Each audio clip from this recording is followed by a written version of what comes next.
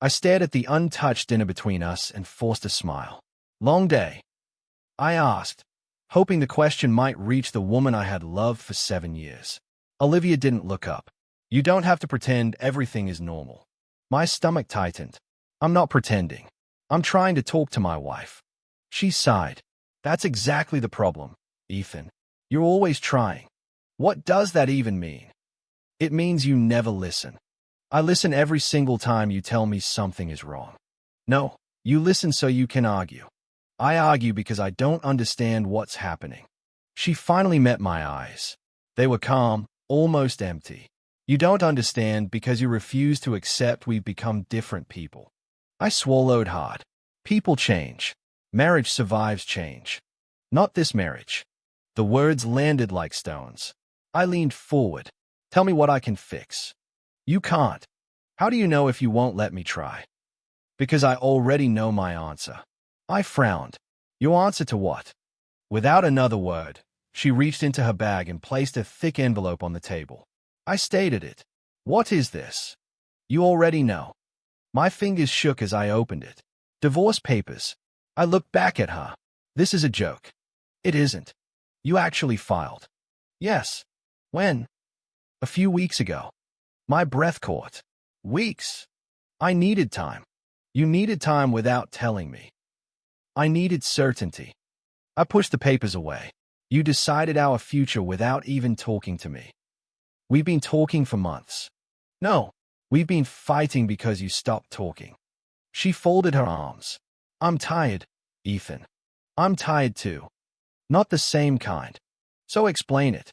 I don't love this life anymore. I felt something inside me crack. What about us? There isn't an us anymore. You promised forever. I believed it then. And now? Now I believe we're only hurting each other. I laughed once, bitterly. You sound like you've rehearsed this. I have. How many times? Enough. Every answer came too quickly, too smoothly. I never even had a chance. She looked away. I gave you 7 years. I know. I gave you everything I had. I know. So why does it sound like none of it mattered? It mattered. Then why are you leaving? Because staying would be lying. Silence swallowed the room. I noticed the necklace around her neck. The silver pendant caught the light. I had saved for months to buy it before our wedding. You still wear it. She touched it gently. It doesn't erase today. No, I whispered. It just reminds me of yesterday. She stood. I'll collect the rest of my things tomorrow. That's it. What else is there to say? I wanted to scream. Instead, I asked, was I really that impossible to love? She closed her eyes. This isn't about you. It feels exactly about me. I'm sorry. No, you're not. She didn't argue. She simply walked to the door. I watched her leave wearing the necklace I had fastened around her neck with trembling hands on our wedding day. The door clicked shut. The house felt hollow. I sat alone until the clock crept past midnight, reading the same page again and again without seeing the words. Days blurred together before we stood inside the courthouse. Judge Reynolds glanced at us. Are both parties certain about this decision? Yes, Olivia answered. I couldn't speak. The judge looked at me again. Mr. Carter. I forced the word out.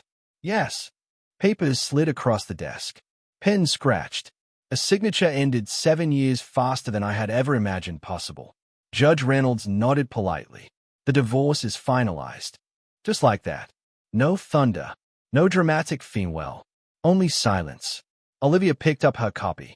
She didn't reach for my hand. She didn't ask if I was okay. She simply walked away. I remained standing until the courtroom emptied.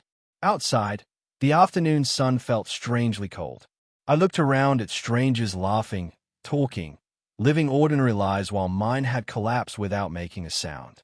Every dream we had planned together seemed to vanish with each step I took away from the courthouse. I didn't know that someone else had already stepped into the space I had spent years trying to protect. I only knew my wife was gone long before the judge signed the final page. As I walked toward my car alone, I made myself one silent promise. If she wanted me gone, I would disappear completely. I woke before sunrise because silence had become louder than any alarm. Every room reminded me of promises that no longer existed. I made coffee, took one sip, and poured the rest into the sink. Nothing tasted right anymore. My phone rang. Hello. I answered. Ethan, it's Mark. Hey. You sound terrible. I've had better weeks. There was a long pause. I wasn't sure if I should call. Then why did you? I thought you deserved to know something. My grip tightened around the phone. Know what? I saw Olivia at a business event. I closed my eyes. Was she okay? She looked happy. I'm glad someone was. Ethan.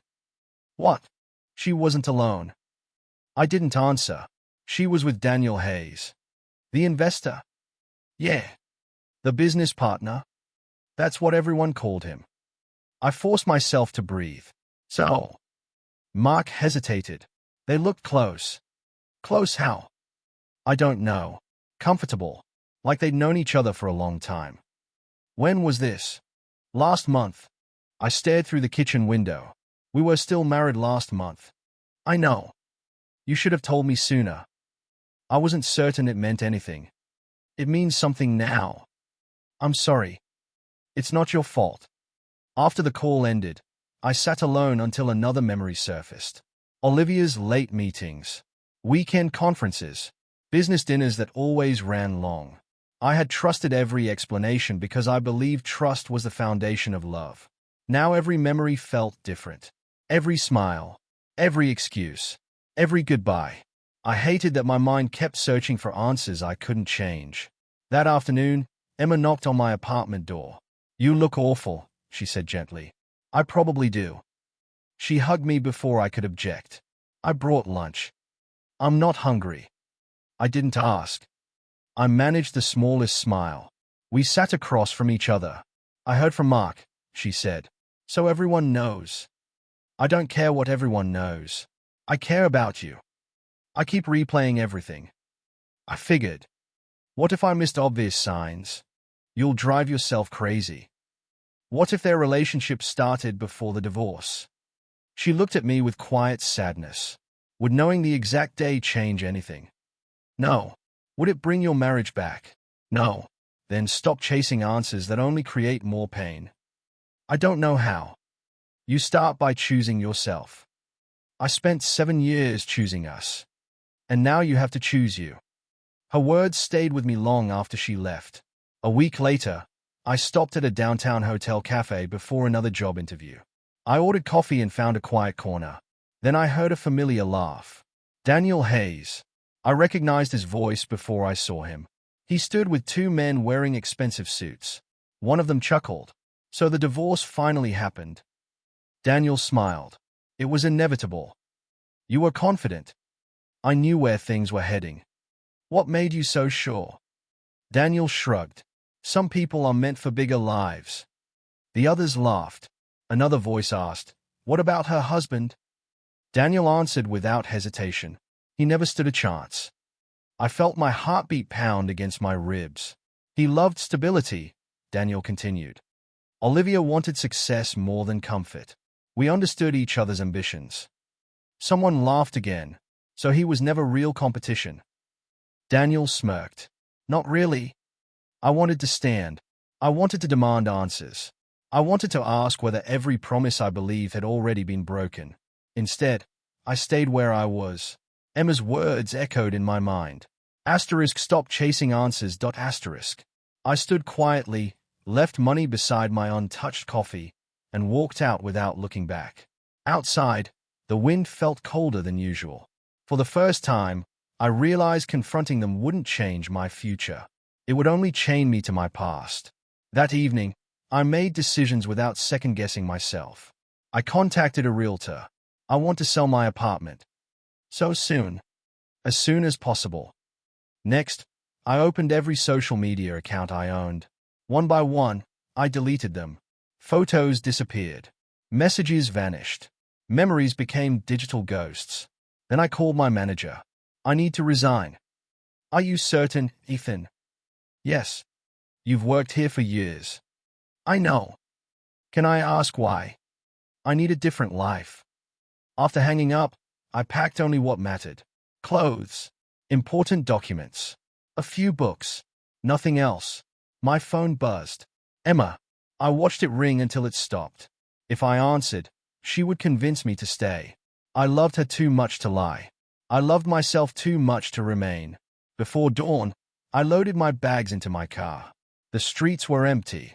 I started the engine. No farewell. No announcement. No destination that anyone else knew. Not even Emma. As the city disappeared in my rearview mirror, I understood one simple truth. My old life wasn't waiting for me anymore. So I stopped waiting for it too. The city welcomed me with indifference, and I was grateful for it. Nobody recognized my face. Nobody whispered my name. Nobody looked at me with sympathy. I rented a small room above an old bookstore and spent my first week searching for work. Every morning, I walked the same streets, carrying a folder filled with resumes and refusing to let rejection become another excuse to quit. On the 8th day, I stepped into a modest office with a weathered sign that read *** Lawson Business Consulting ***. A gray-haired man looked up from his desk. "You here for the assistant position?" he asked. "I am." "Sit." I obeyed. He studied me for several quiet seconds. "You've got experience." "Yes." "You've also got tired eyes." "I've been through a difficult season." He nodded. I didn't ask what happened. I blinked. "You don't want to know." "If you wanted to tell me, you would have started with it." I couldn't help smiling. "My name is Ethan. I'm Victor Lawson." He extended his hand. I shook it. "Why should I hire you?" he asked. I learned quickly. "Everyone says that." "I don't quit." "They all say that too." "I'll prove it instead." Victor leaned back. "I like actions better than speeches." "When do I start?" His lips curved into a faint smile. "You already did." The first weeks were exhausting. Victor expected precision. "Ethan," he said one afternoon, "what's the biggest mistake new entrepreneurs make?" "They spend before they earn." "Good. What's the second?" "They confuse motion with progress." He nodded. "You're paying attention." "I'm trying." "Don't try." I frowned. "Then what?" "Improve." Every conversation became another lesson. One evening, I stayed late organizing client reports. Victor walked into my office. "Go home. I'm almost finished. The work will still exist tomorrow." "I know." "You've mistaken exhaustion for dedication." I looked at the stack of papers. "I don't know how to stop." He folded his arms. "Who taught you that your worth depends on how much you sacrifice?" I didn't answer. He didn't ask again. "Instead," he said quietly, "discipline isn't punishment. It's balance." Those words stayed with me. Months passed. I joined a gym before sunrise. The first workout nearly defeated me. A trainer laughed kindly. "First day. Is it that obvious?" "You'll survive." "I hope so." "You'll do more than survive if you keep showing up." So I did. Each morning I lifted a little more. Each evening I felt a little stronger. Victor noticed. "You look different." "I feel different." "Good." "What changed?" "You finally stopped carrying invisible weight." I smiled. "I think you're right." For the first time in years, I introduced myself without thinking about my divorce. I wasn't Olivia's former husband. I was simply Ethan. One Saturday, I arrived at Victor's house for a business dinner. The front door opened before I knocked. A woman around my age looked at me suspiciously. "You must be the mysterious employee." "I guess I am." "I'm Sophia." "Ethan." She crossed her arms. "My father says you're hardworking." "I try." "He also says you're painfully quiet." "I've heard worse." She raised an eyebrow. "Was that supposed to be a joke?" "I think so." "I'll let you know if it becomes funny." I chuckled despite myself. She looked surprised. "So you can laugh." "Occasionally." "I honestly thought you frowned professionally." Victor called from the dining room. "Sophia, stop interrogating my employee. I'm evaluating him. I already hired him." She smiled mischievously. "The jury is still out." Dinner was warmer than I expected. Sophia challenged every opinion. Victor answered every question with patience. Eventually she looked at me. So, Ethan, what do you do for fun? I work. That isn't fun. It's familiar. She tilted her head. When was the last time you did something ridiculous? I don't remember. That's tragic. I've had other priorities. She smiled gently instead of teasing me. Maybe it's time for new ones. Over the following weeks, she visited the office often. One afternoon she found me staring at a complicated financial projection. You've been looking at that spreadsheet forever. I'm solving a problem. Or avoiding lunch. Maybe both. She placed a sandwich beside my keyboard. My peace offering. For what? For assuming you were unfriendly. Were you wrong? You were guarded. There's a difference. There is. She sat across from me. You know, silence isn't always sadness. No. Sometimes it's healing. I looked at her. You're more observant than people realize. I learned from my father. And what have you learned about me? She smiled. You're kinder than you let people see. I looked away before she noticed how much those words affected me. Weeks became months. My savings grew. My confidence returned. My body grew stronger. More importantly, my mind became quieter. One evening, Victor locked the office and handed me the keys. I trust you. I won't disappoint you. I know. How? Because you stopped trying to prove your value. I smiled. You taught me that. No, he said. You chose to believe it. Driving home, I thought about the man I had been. I had once believed losing everything meant my life had ended. Now I understood something different. Sometimes losing the wrong future makes room for the right one. Somewhere far away, Olivia probably believed I had vanished because heartbreak destroyed me. She never knew the truth. I disappeared because I refused to remain the man my past had broken. I disappeared so I could become someone entirely new. 5 years changed everything except my commitment to keep moving forward. One morning, Victor stepped into my office carrying 2 cups of coffee. Congratulations, he said. For what? You still haven't looked at today's business report. I've been busy. He placed a newspaper on my desk. Across the front page was a photograph of our headquarters. I stared at the headline. Asterisk asterisk Lawson Carter Group named one of the region's fastest rising companies. Asterisk asterisk. I looked up. We actually did it. Victor smiled. No. You did. I couldn't have built this without you. You've earned the right to stop giving me credit. I don't think I ever will. He laughed. That's why I trust you. Success arrived slowly, then all at once. Clients recommended us. Employees believed in our vision. Opportunities multiplied. I no longer measured my life by what I had lost. Instead, I measured it by what I built every day. Sophia knocked gently before entering. Are you free for lunch? I can be. She looked around my office. You finally decorated. I was told empty walls make people nervous. I said they made you look mysterious. There's a difference. She smiled. You're getting better at jokes. I've had a good teacher. I'll accept that compliment. As we walked toward the cafe across the street, she glanced at me. Do you ever think about your old life? Sometimes. Does it still hurt? Not the way it used to. What changed? I stopped asking life to return what it had already taken. She nodded thoughtfully. You sound peaceful. I think I finally am. I'm happy for you. So am I. That evening, Victor joined us for dinner.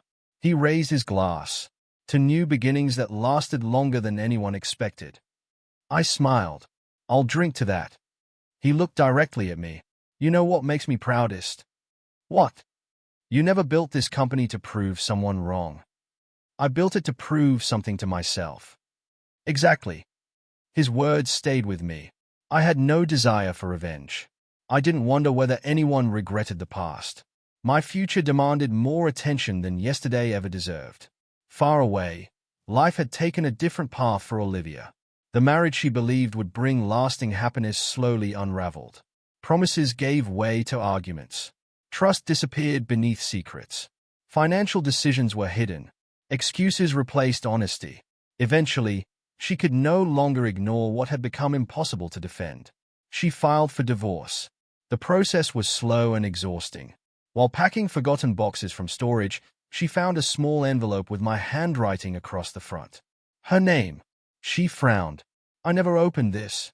Carefully, she unfolded the letter. It was dated on our wedding anniversary years earlier. She began reading. Asterisk Olivia. Asterisk I had written. Asterisk thank you for believing in ordinary days with me. People celebrate the biggest moments. But I think love survives because of quiet mornings, shared dinners, unexpected laughter, and choosing each other when life becomes difficult. Asterisk. She kept reading. Asterisk I know I don't always say everything perfectly, but every plan I make includes you. Every dream feels brighter because you're beside me. If life ever tests us, I hope we remember that love isn't about never struggling. It's about refusing to stop walking together. Asterisk. The final lines were shorter. Asterisk no matter what tomorrow brings, you'll always be my favorite promise. Asterisk. The letter slipped from her hands. She whispered into the empty room. I never read it. The silence answered her. For the first time in years, she realized how much love had existed inside words she had never given herself the chance to see. She sat on the floor for a long time. I didn't understand, she whispered. There was no reply. Only memories. Only regret. Days later, she called an old mutual friend. Mark. Olivia. I need to ask you something. What is it? Do you know where Ethan is? He hesitated. I haven't spoken to him in years. Do you know anyone who has? No. I just want to talk. I'm sorry. She thanked him and ended the call. She searched online. Nothing. She visited my old apartment. Someone else lived there. She contacted my former employer. They had no forwarding address. Every path reached the same ending. Silence. She stood outside the building where I had once worked and whispered to herself. Where did you go? The answer was nowhere she could reach. Years earlier, I had closed every account, sold everything I owned, changed cities, and built a life that no longer depended on my past. I hadn't disappeared because I wanted anyone to chase me. I disappeared because I wanted the freedom to become the man I was meant to be. Some people spend years searching for forgiveness. Others spend years searching for the people they lost. She searched for me. I kept living the life I had chosen. Sometimes the greatest distance between two people isn't measured in miles. It's measured in the years they can never reclaim. I arrived at the International Business Conference expecting discussions about investments, partnerships, and expansion. Instead, I walked straight into my past. Sophia adjusted the name badge on my jacket and smiled. Nervous. About the presentation. About anything. I shook my head. I've learned not to fear ordinary days. She laughed. My father would be proud of that answer. He deserves the credit. He'd argue you earned it yourself. We entered the main conference hall together. Executives greeted us. Hands were shaken. Business cards changed owners. The familiar rhythm of professional conversations settled my thoughts. Then I looked across the room. Everything stopped. Olivia stood near the entrance. She stared at me without moving. For a long moment, neither of us spoke. Her lips parted. Ethan. My name left her mouth as little more than a whisper. I saw tears gathering in her eyes. I took one slow breath. Years earlier, seeing her like this would have shattered me. Now it only reminded me how far I had come. She walked toward me cautiously. I can't believe it's really you. I offered a polite nod. Hello, Olivia. She searched my face. You've changed. I have. I've been looking for you. I know. Her expression faltered. You knew. Mutual acquaintances mentioned it. I never stopped hoping I'd find you. I'm here because of work. I understand. Silence settled between us. She looked down before speaking again. I'm sorry. I waited. I was wrong. I didn't interrupt. I hurt you more than I ever admitted. I answered quietly. Those years are behind me. I know they should be. She wiped away a tear, but I still needed to say it. I appreciate your honesty. Is that all? What more would you like me to say? I don't know. She laughed softly through her tears. I imagined this conversation 100 different ways. And none of them happened like this. No. Sophia approached us with 2 glasses of water. She looked from Olivia to me. Am I interrupting? No, I replied. Olivia straightened herself. Sophia smiled politely. Hello, I'm Sophia. Olivia. They shook hands. Sophia glanced at me. You know each other? I met her eyes. Yes. She waited. After a quiet moment, I spoke without hesitation. Olivia was once my wife. Sophia's expression softened. She didn't ask another question. Instead, she nodded gently. I'll give you a few minutes. You don't have to leave, I said. It's all right. She smiled reassuringly before walking toward another group of guests. Olivia watched her go. She seems kind. She is. Are you? She hesitated. Happy? I answered without thinking. Yes. The word surprised neither of us. She lowered her gaze. I'm glad. I believe she meant it. I spent years wishing I could tell you everything I realized afterward, she said. I don't need explanations. I wasn't asking you to erase the past. I know. I only wanted you to know I finally understood what I threw away. I folded my hands calmly. We both made choices. You loved me far more deeply than I understood. I did. I didn't appreciate it. I know. I read your anniversary letter. My heartbeat paused for only an instant. You found it. I never opened it.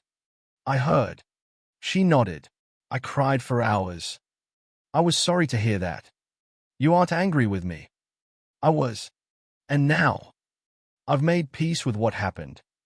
She looked at me with quiet disbelief. How? I stopped asking yesterday to become tomorrow. She closed her eyes. I wish I had learned that sooner. So do I. A conference organizer announced that my presentation would begin in 10 minutes. Sophia returned. They're ready for you. I'll be there. She looked carefully at both of us. Everything okay? I smiled. Everything is exactly as it should be. Olivia took a slow breath. I can see you've built a beautiful life. I've built a peaceful one. I lost mine. I answered gently. I'm sorry you've been through difficult years. You don't sound bitter. Bitterness would only keep me living in the past. She nodded. I don't deserve your kindness. This isn't about deserving. Then what is it? It's about choosing who I want to be. She wiped away another tear. I kept thinking you'd hate me. Hate is exhausting. And forgiveness. It's lighter. She looked at me for a long time. I don't expect another chance. There isn't one. I know. But I hope we could talk.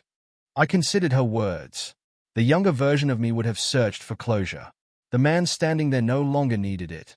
She asked quietly, could we sit down after your presentation? Just for a little while? I smiled with genuine calm. Some conversations belong to yesterday. She closed her eyes, accepted the answer, and slowly nodded. I understand. I hope you find peace, Olivia. And you? I already have. Sophia touched my shoulder. It's time. I nodded once and walked toward the stage without looking back.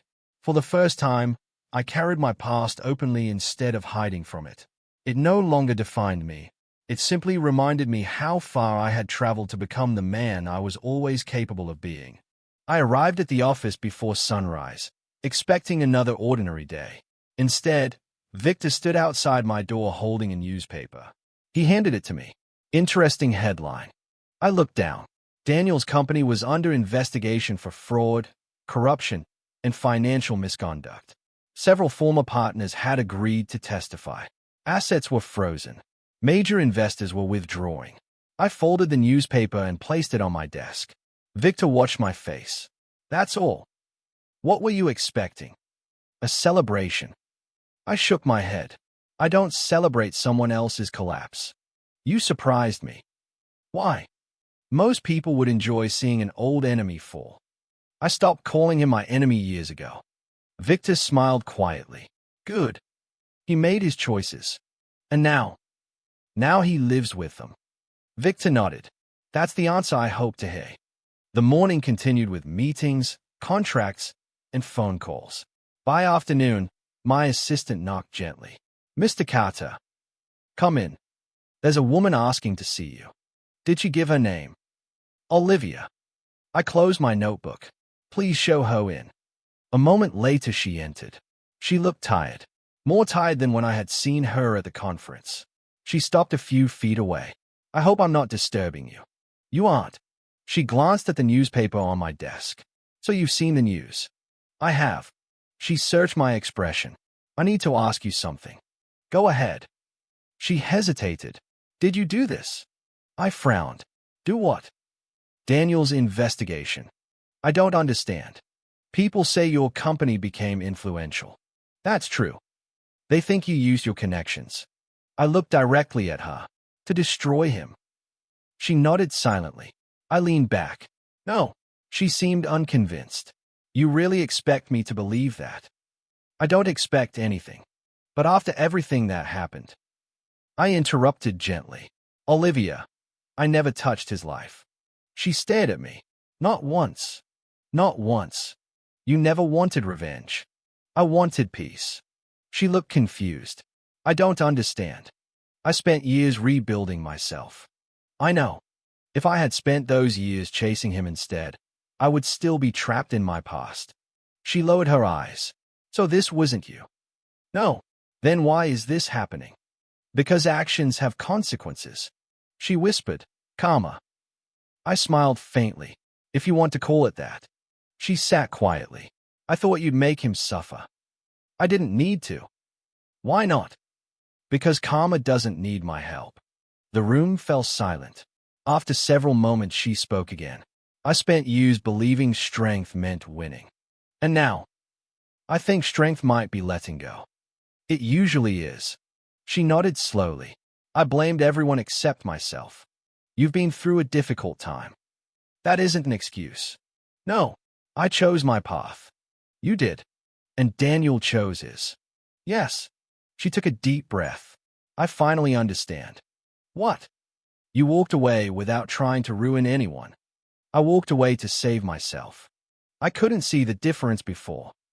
A gentle knock interrupted us. Victor stepped inside. I hope I'm not interrupting.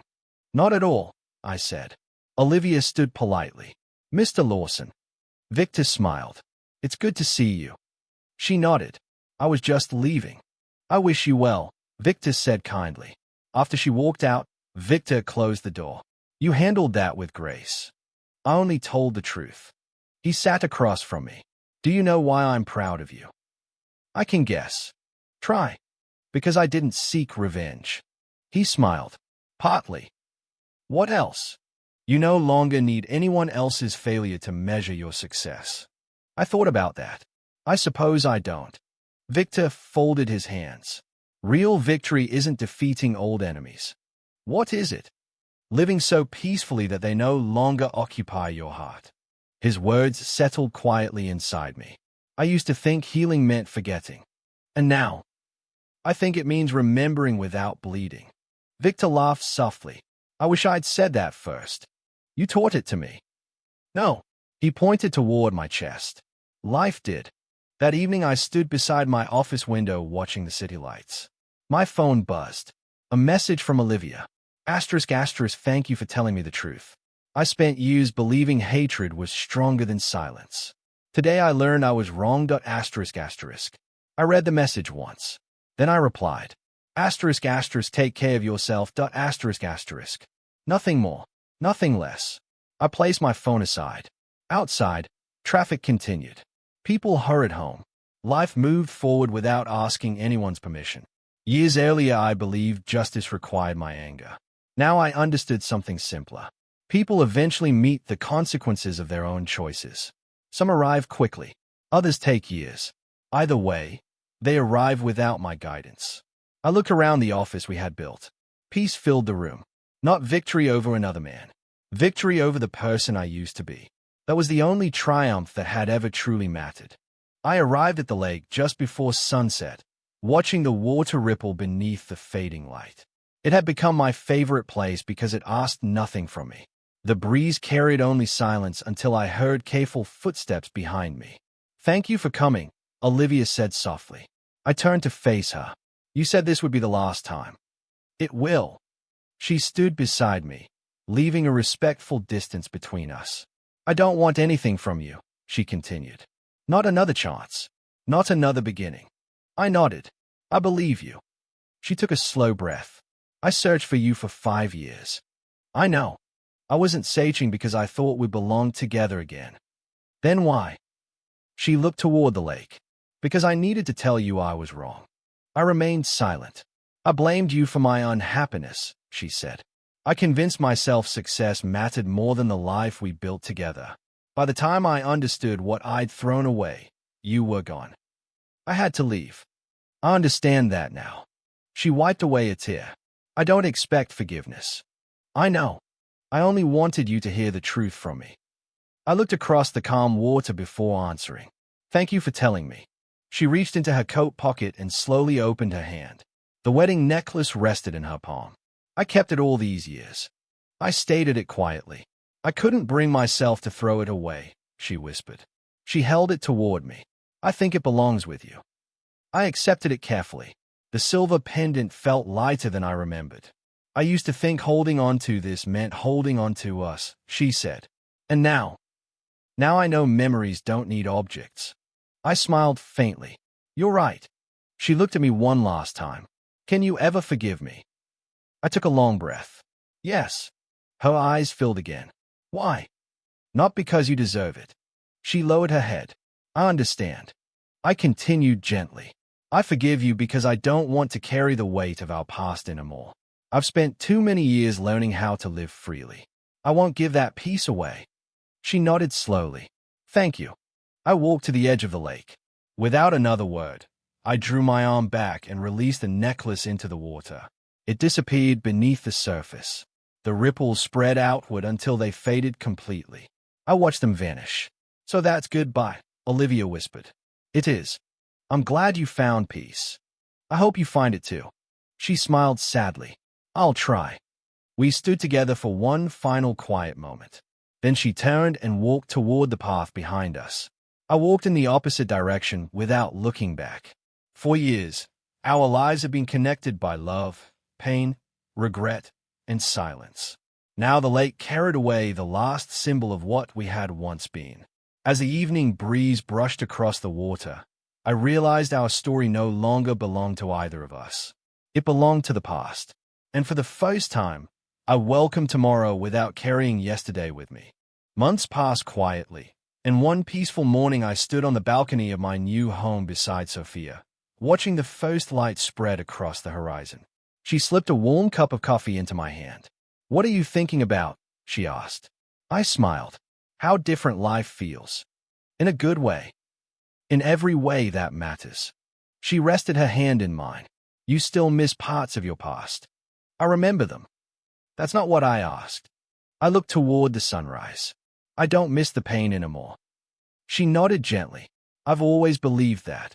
I laughed softly. You usually believe the best about people. Especially about you. I shook my head with a smile. Disappearing was never about escaping Olivia. What was it about? Finding myself. She squeezed my hand. I'm glad you did. So am I. Later that afternoon, Emma arrived with her growing family. She hugged me tightly. You look happier every time I visit. I feel happier. I worried I'd lost my brother forever. You never lost me. I know that now. Her children laughed as they ran through the garden. Their joy filled the house with the kind of life I once believed I would never experience again. That evening, Victor stopped by the office. He looked around proudly. You've built something remarkable. We built it. He smiled. I gave advice. You gave me direction. You chose the path. I wouldn't have found it without you. He laughed. That's enough gratitude for one day. We both smiled. A few weeks later, a mutual friend mentioned Olivia. I heard she moved away. I hope she's well. They say she's helping people through charity work. I nodded quietly. I'm glad. No questions. No, not even curiosity. I already know what matters. What matters? I hope she finds peace. That night I stood on my balcony once more. The sunrise painted the sky with quiet promise. I understood something I hadn't known years earlier. The greatest revenge was never making someone regret losing me. It was becoming someone they could never reach again because I no longer lived in the place where they had hurt me. My journey had never been about defeating another person. It had always been about becoming stronger than the man I used to be. As the sun climbed higher, I smiled without hesitation. For the first time, my future belonged completely to me.